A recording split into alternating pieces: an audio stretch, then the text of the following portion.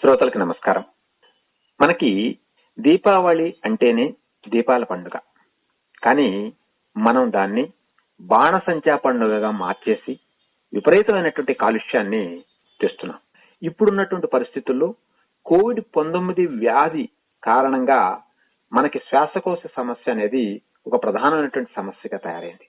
అందుకే ఈరోజు తెలంగాణ కాలుష్య నియంత్రణ మండలిలో జాయింట్ చీఫ్ ఎన్విరాన్మెంటల్ సైంటిస్ట్ గా పనిచేసి పదవి విరమణ చేసి ఇప్పుడు మళ్లీ తెలంగాణ కాలుష్య నియంత్రణ మండలికి సైంటిఫిక్ కన్సల్టెంట్ గా ఉన్నటువంటి శ్రీ ఎన్ మురళీమోహన్ గారిని కలిసి వారితోటి అసలు దీపావళి ఆ రోజు మనం వాడేటువంటి బాణసంచ, దానివల్ల సమస్యలు, కాలుష్యం ఇవన్నిటి గురించి తెలుసుకుందాం. మురళీమోహన్ గారు నమస్కారం అండి. నమస్కారం అండి. ప్రధానంగా దీపావళి అనగానే దీపాల పండగ అనేది ముఖ్యమైనటువంటి విషయం.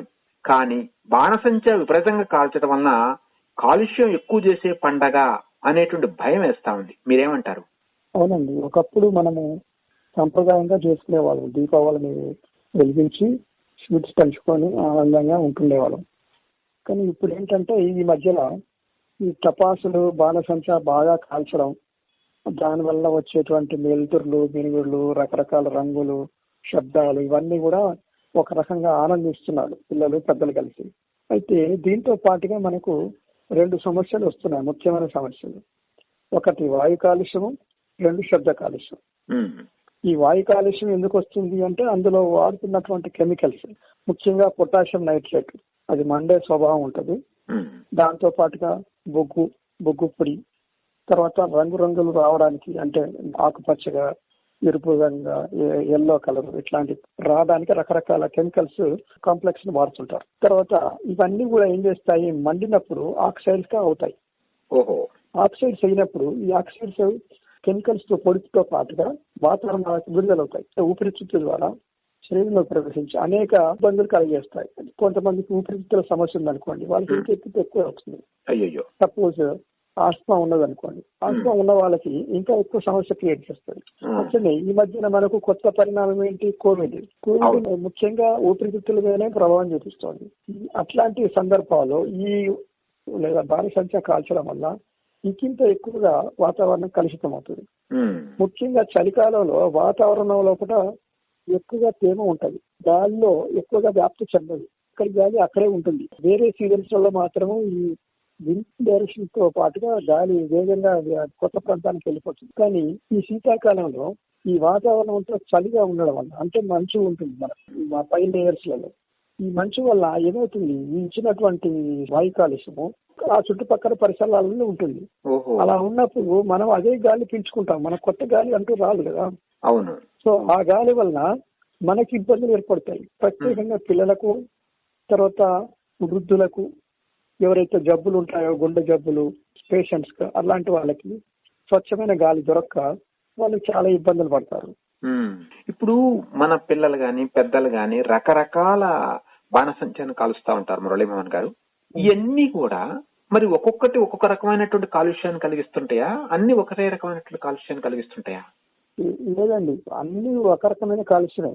కాకపోతే మనం అందులో వాడినటువంటి కెమికల్స్ వలన, కాంప్లెక్సెస్ వలన రకరకాల రంగులు వస్తాయి. ఫర్ ఎగ్జాంపుల్ బేసిక్ గా ఏదైనా కానీ పొటాషియం నైట్రేట్ అయితే వాడాల్సిందేనండి. తర్వాత బొగ్గు పొడి వాడాల్సిందే. తర్వాత మీకు దానికి అనుకూలంగా మీకు సపోజ్ సౌండ్స్ కానీ అట్లాంటివి కావాలంటే గట్టిగా చుట్టు పెట్టడం వల్ల సౌండ్ వస్తుంది. అది తీసినప్పుడు అది బయటకు తిరగడానికి అవకాశం లేనప్పుడు అది ఏం చేస్తుంది, దాని చుట్టూ పట్టొచ్చినట్టు రోల్, అంటే పేపర్ రోలు, అది చీల్చుకొని బయటకు వచ్చినప్పుడు సౌండ్ వచ్చేస్తుంది. అదే అండి బేసిక్ గా మీకు ఏంటంటే వాడినటువంటి కెమికల్స్ వల్ల సల్ఫర్ డైఆక్సైడ్, తర్వాత పొటాషియం నైట్రేట్, అది పొటాషియం ఆక్సైడ్స్ గా మారడం, తర్వాత దాంట్లో ఉన్నటువంటి కెమికల్స్ వేరే రకాలుగా, సపోజ్ ఐరన్, కాపర్ ఇట్లాంటివన్నీ వాడుతుంటారు నికల్. ఇవన్నీ ఆక్సైడ్స్ గా మారినప్పుడు రకరకాల కాంతులు వచ్చేస్తాయి. ఇవి గాలిలో ఎంత కాలం అలానే ఉంటాయి అంటారు?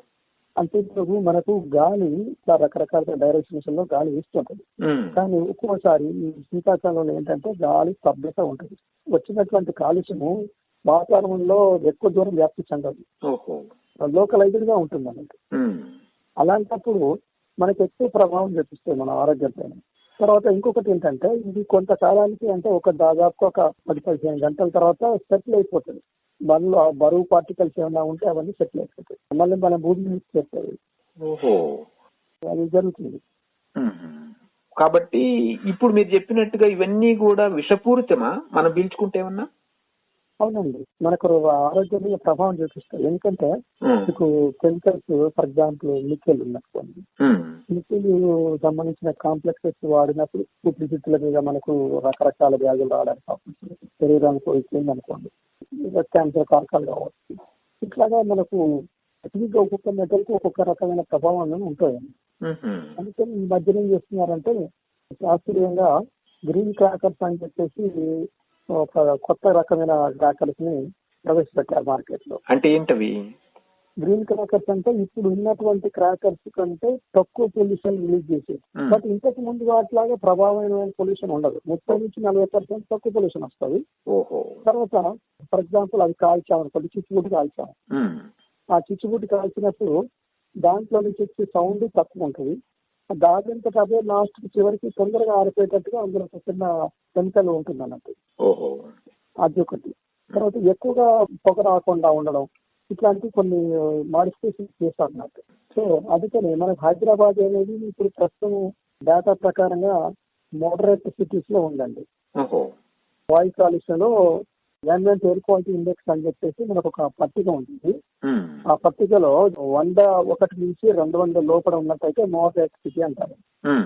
సో మన హైదరాబాద్ సిటీ డేటా అనాలిసిస్ ప్రకారంగా మోడరేట్ సిటీగా గుర్తించారు.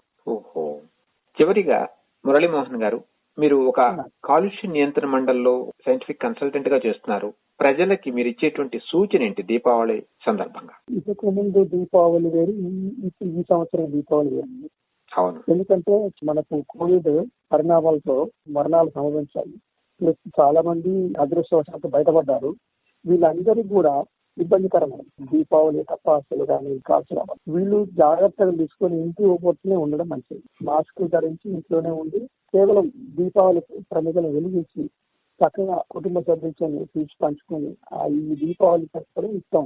వాళ్ళు కూడా టపాసులు బాణసంచాలని కాల్చడం చేశారనుకోండి, అది ఇంకా ఎఫెక్టివ్ ఉంటుంది వాళ్ళకి, కోవిడ్ వచ్చిన వాళ్ళకి. అందుకని మనము చాలా జాగ్రత్తగా ఉండడం మంచిదండి.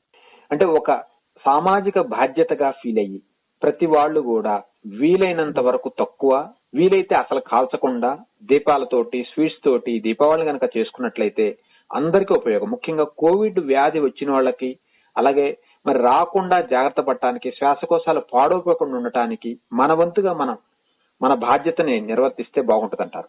అవునండి, పర్యావరణ పరిరక్షణ అందరి బాధ్యత.